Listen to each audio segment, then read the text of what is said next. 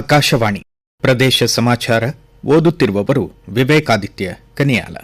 2027ರ ರಾಷ್ಟ್ರೀಯ ಜನಗಣತಿಯ ಭಾಗವಾಗಿ ಇಂದಿನಿಂದ 15ರವರೆಗೆ ನಾಡಿನಾದ್ಯಂತ ಡಿಜಿಟಲ್ ಜನಗಣತಿ ಆರಂಭಗೊಂಡಿದೆ.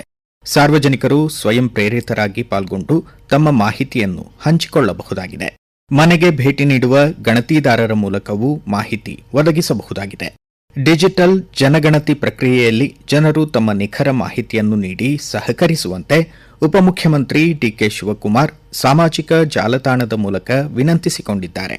ಇವತ್ತು ನಮ್ಮ ದೇಶದಲ್ಲಿ ಜನಗಣತಿ ಪ್ರಾರಂಭ ಆಗಿದೆ. ಈ ಜನಗಣತಿ ನಮ್ಮ ಜನರ ಬದುಕನ್ನ ರೂಪಿಸಲಿಕ್ಕೆ ಒಂದು ವಿಶೇಷವಾದಂತಹ ಕಾರ್ಯಕ್ರಮವನ್ನ ಸರ್ಕಾರಗಳು ಹಮ್ಮಿಕೊಂಡಿದೆ. ಕೇಂದ್ರ ಸರ್ಕಾರ 1ನೇ ತಾರೀಕಿಂದ 15ನೇ ತಾರೀಕುವರೆಗೂ ನೀವೇ ಅದನ್ನ ನಿಮ್ಮ ಪೋರ್ಟಲ್ಗಳಲ್ಲಿ ಆನ್ಲೈನ್ ನಲ್ಲಿ ಎಲ್ಲ ಕೂಡ ನಿಮ್ಮ ವಿಚಾರಗಳನ್ನ ಹಂಚಿಕೊಳ್ಳಲಿಕ್ಕೆ ಅವಕಾಶವನ್ನ ಕೊಟ್ಟಿದೆ. ಮುಂದಿನ ದಿನಗಳಲ್ಲಿ ಮನೆ ಬಾಗಿಲಿಗೆ ಬರುವಂತ ಕಾರ್ಯಕ್ರಮ ಕೂಡ ಸರ್ಕಾರ ಹಮ್ಮಿಕೊಂಡಿದೆ. ಇದರಿಂದ ಎಲ್ಲ ಜನರಿಗೆ ನ್ಯಾಯವನ್ನು ಒದಗಿಸಿಕೊಡುವಂತಹ ಕಾರ್ಯಕ್ರಮವನ್ನು ಸರ್ಕಾರಗಳು ರೂಪಿಸಿದೆ. ಈ ಜನಗಣತಿ ನಿಮ್ಮ ಬದುಕಿಗೆ, ರಾಜ್ಯಕ್ಕೆ, ದೇಶಕ್ಕೆ ಅನುಕೂಲ ಆಗ್ತದೆ. ದಯವಿಟ್ಟು ತಮ್ಮ ಎಲ್ಲ ಮಾಹಿತಿಯನ್ನ ದೊರಕಿಸಬೇಕು ಅಂತೇಳಿ ನಾನು ಸರ್ಕಾರದ ಪರವಾಗಿ ಪ್ರಾರ್ಥನೆ ಮಾಡ್ತಾ ಇದ್ದೇನೆ. ನಮಸ್ಕಾರ.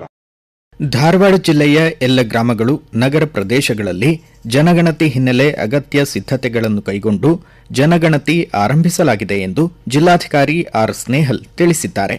ಜನರು ತಮ್ಮ ಸ್ವಯಂ ಮಾಹಿತಿಯನ್ನು ಆನ್ಲೈನ್ ವೇದಿಕೆ se.census.gov.in ಮೂಲಕ ಭರ್ತಿ ಮಾಡಬಹುದಾಗಿದೆ. ಲಾಗಿನ್ ಬಳಿಕ 33 ಪ್ರಶ್ನೆಗಳಿಗೆ ನಿಖರವಾದ ಉತ್ತರ ನೀಡಿ ಅಪ್ಡೇಟ್ ಮಾಡಬೇಕು.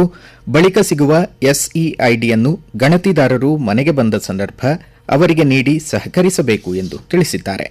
ಹಾವೇರಿ ಜಿಲ್ಲೆಯಲ್ಲಿ ಮೊದಲ ಹಂತದ ಜನಗಣತಿ ಮಾಹಿತಿ ಸಂಗ್ರಹಕ್ಕೆ 3218 ಗಣತಿದಾರರನ್ನು ನೇಮಿಸಲಾಗಿದೆ ಎಂದು ಜಿಲ್ಲಾಧಿಕಾರಿ ವಿಜಯ್ ಮಹಾಂತೇಶ್ ದಾನಮ್ಮನವರ್ ತಿಳಿಸಿದ್ದಾರೆ.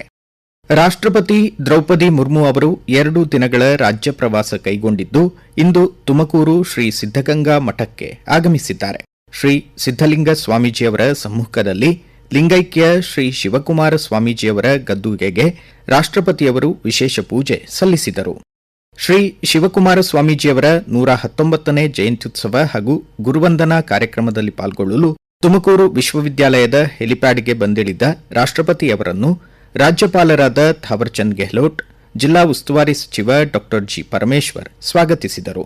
ರೈಲ್ವೆ ಖಾತೆ ರಾಜ್ಯ ಸಚಿವ ವಿ ಸೋಮಣ್ಣ, ಮಹಿಳಾ ಮತ್ತು ಮಕ್ಕಳ ಅಭಿವೃದ್ಧಿ ಖಾತೆ ಸಚಿವರಾದ ಲಕ್ಷ್ಮೀ ಹೆಬ್ಬಾಳ್ಕರ್, ಜಿಲ್ಲಾಧಿಕಾರಿ ಶುಭಾ ಕಲ್ಯಾಣ್ ಸೇರಿದಂತೆ ಗಣ್ಯರು ಇದ್ದರು.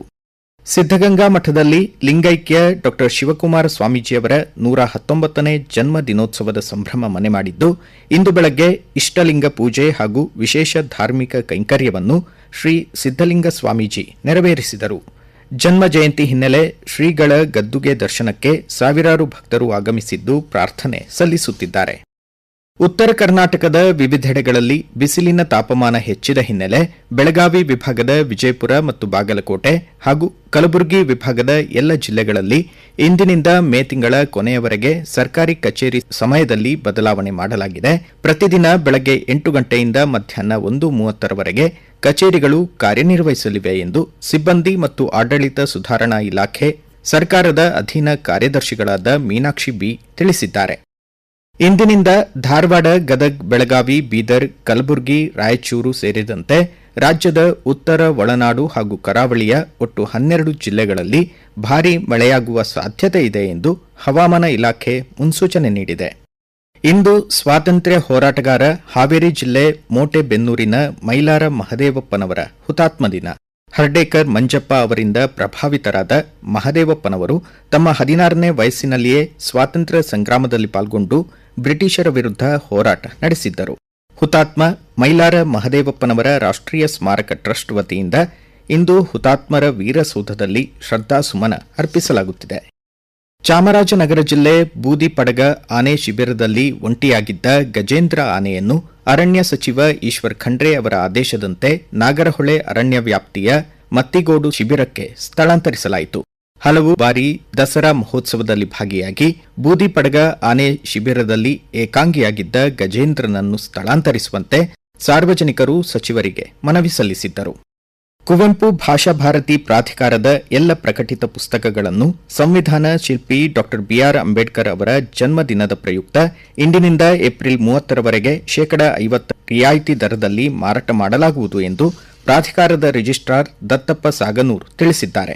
ಇಲ್ಲಿಗೆ ಪ್ರದೇಶ ಸಮಾಚಾರ ಮುಕ್ತಾಯವಾಯಿತು. ನಮ್ಮ ಮುಂದಿನ ರಾಷ್ಟ್ರೀಯ ವಾರ್ತಾ ಪ್ರಸಾರ ಮಧ್ಯಾಹ್ನ 1:10 ನಿಮಿಷಕ್ಕೆ.